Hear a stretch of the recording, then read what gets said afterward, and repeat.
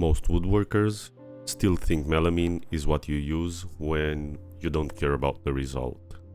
It's a shortcut material, the thing you pick when you're out of time or out of money.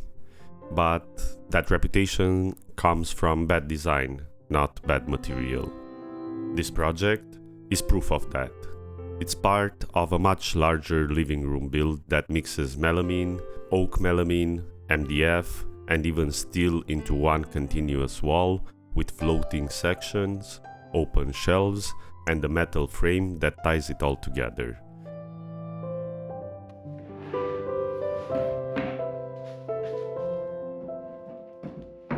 In this video, I'm starting from the base.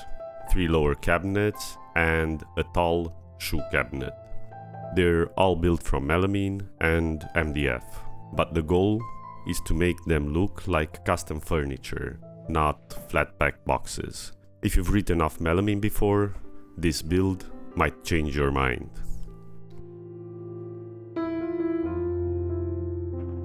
What you're seeing here is only a small part of a much bigger plan.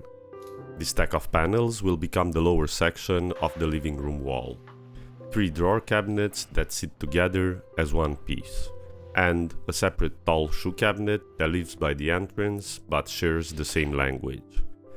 I had every sheet pre-cut and edge-banded at the local supplier, because with melamine, precision is what matters more than romance.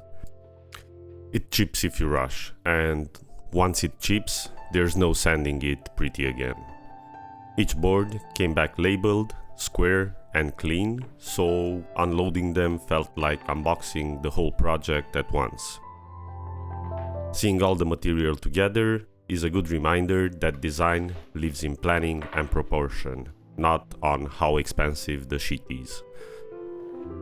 When the cuts are perfect, assembly becomes quiet and predictable, and that's where the craft hides.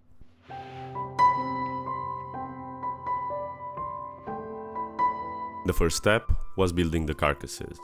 I start with the sides and bottom, but I leave the top off for now because the structure needs to stay open until everything is squared and ready for glue. Every main joint uses Euro screws, which are made from melamine because they pulled hard without tearing the surface when you do things properly.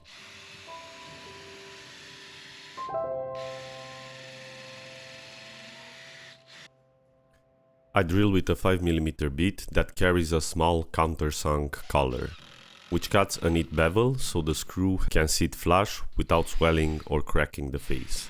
The secret is to stop tightening the exact moment when the head hits the surface. Drive it past that and the edge will burst with no apology. These cabinets don't sit on a traditional toe kit. Instead, they rest on a 2cm metal frame that runs underneath the entire row. It's part of the design language for the full wall, a thin dark line that makes the cabinets look like they're floating. The metal gives a crisp shadow and a modern contrast against the white melamine, and because it's visible from the front, it had to be perfectly aligned with the rest of the structure. It doesn't just hold the weight, it defines the proportions of the whole piece. Inside the drawers, I use inset bottoms because it keeps the box rigid and square. Before any assembly, I pass each drawer side over the table saw so I cut a groove a few millimeters up from the bottom. I don't use a dado stack. They're heavily restricted here in Europe because fitting one usually means removing the riving knife and the guard. And the heavier blades take longer to stop spinning, which makes them less safe under EU regulations. So instead, I make multiple passes with a regular blade to reach the full 10mm width. The bottom itself is melamine too, but only 10mm thick instead of the usual 18, which keeps the drawers lighter while still feeling solid. It's not fancy joinery, but it locks the box together, prevents racking, and makes the drawer feel firm instead of hollow. Melamine's reputation is terrible for reasons that make sense at first glance. It's cold, flat, and mass-produced. But some of these traits, like stability, repeatability, and a clean, consistent surface, are exactly what modern design leans on. Most kitchens and wardrobes people live with every day are already built from melamine. We just don't talk about it because it isn't romantic like walnut. The trick is to treat it as seriously as it would be solid wood. Keep the geometry clean, respect the proportions, and make the joints tight enough that the piece reads as intentional rather than cheap. Once you do that, melamine stops looking like a shortcut and starts looking like design.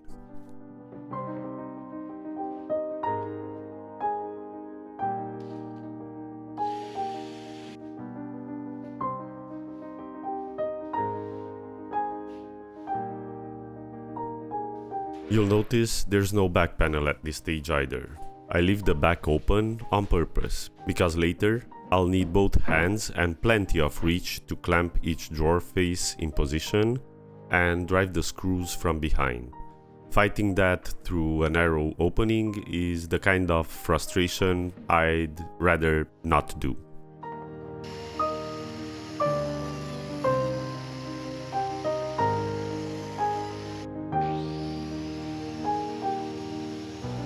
With the carcasses square and the drawers planned, I moved on the tops, which mattered more than usual on this build.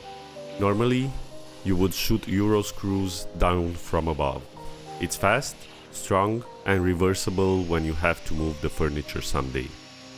These tops will always be seen from above, and I didn't want an honest line of screws breaking the glossy reflection.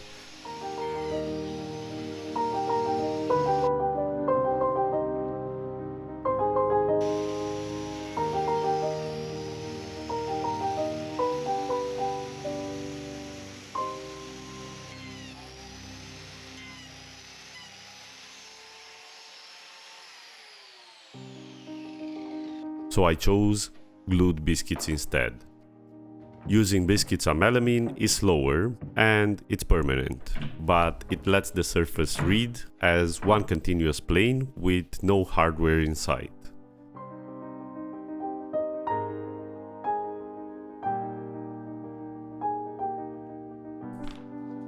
I dry fit every slot, check for alignment from front to back and left to right, and only then did I glue, clamp, and walk away.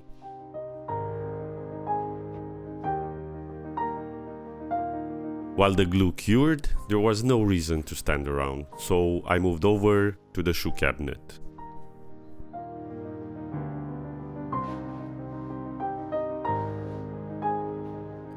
The shoe cabinet follows the same language as the base units, but its structure is a little different because it solves a different problem.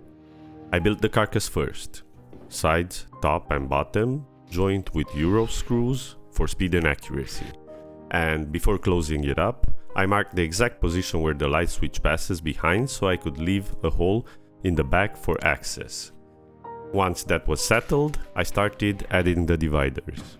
The upper half of the cabinet uses panels set on pins, European style. Even when the panels aren't adjustable, using pins makes alignment quick and perfectly level. And if a design ever changes, they can be moved without tearing anything apart. The lower section, where the shoes sit, has two fixed dividers that I screwed in directly. They define the openings and give a bit more strength where the shelves take weight. Below those, the angle shelves sit at about 15 degrees so the shoes rest supported, stay visible and dry instead of trapping moisture. Once I was happy with the structure, I fixed the thin 3mm HDF panel on the back, which doesn't look like much, but instantly locks the box square and stops racking.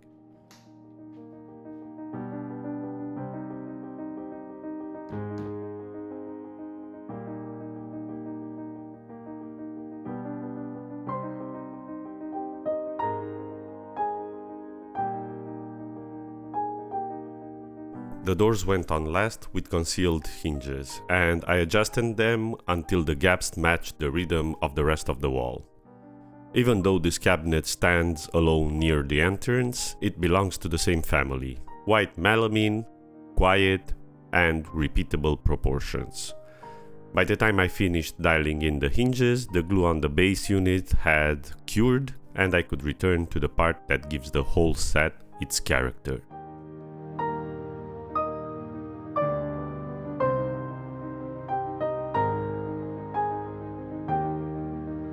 With the tops cured and solid, I began adding the details that make the 3 separate boxes read as one calm piece.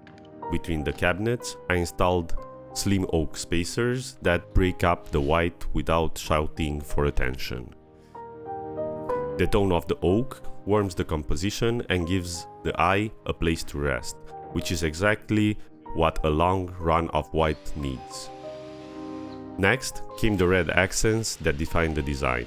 They weren't painted or cut here. I ordered the MDF already pre-finished in this deep red color, ready to install.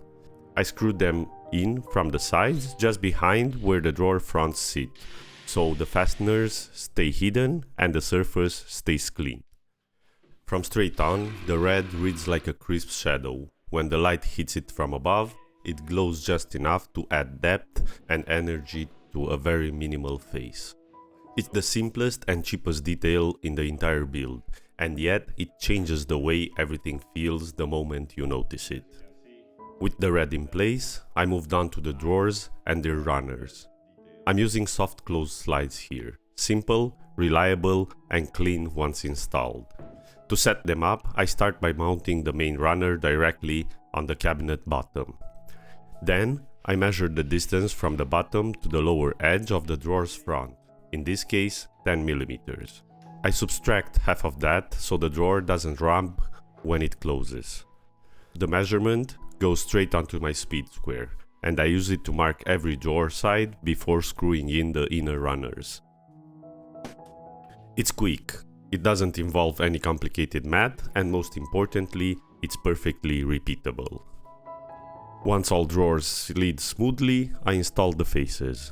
I used the small spacer underneath to keep a consistent gap, clamped each face into place, and drove the screws from the inside of the drawer into the back of the panel. It's a simple process, but one that rewards patience, because a millimeter too high or too low, and the whole run looks off. When everything lined up, the red axis between them connected into a perfect line across 3 cabinets. Only then did I finally add the back panels, thin sheets of 3mm HDF nailed around the perimeter.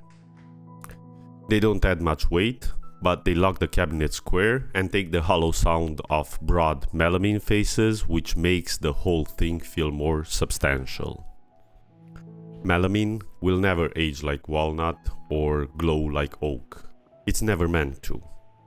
What it gives you instead is stability, consistency, and a surface that behaves predictably when the design is doing the heavy lifting. This build wasn't about proving anyone wrong. It's about proving myself that design matters more than material. These cabinets might not impress other woodworkers, but they will impress people who live with them. And that's who the furniture is really for. This is only one part of a bigger wall, and I'll keep adding to it in the same language. White, oak, and those quiet red lines. Next, in this melamine series, I'm building a corner desk that follows the same rules but trades storage for workflow and comfort. If you enjoyed this video or learned something new, hit the like button. It really helps the channel grow. And if you want to follow along as the rest of this living room comes together, subscribe and turn on notifications so you don't miss the next build. Let me know in the comments what you think about melamine. Love it or hate it, I'd like to hear your thoughts. Thanks for watching, and I'll see you in the next one.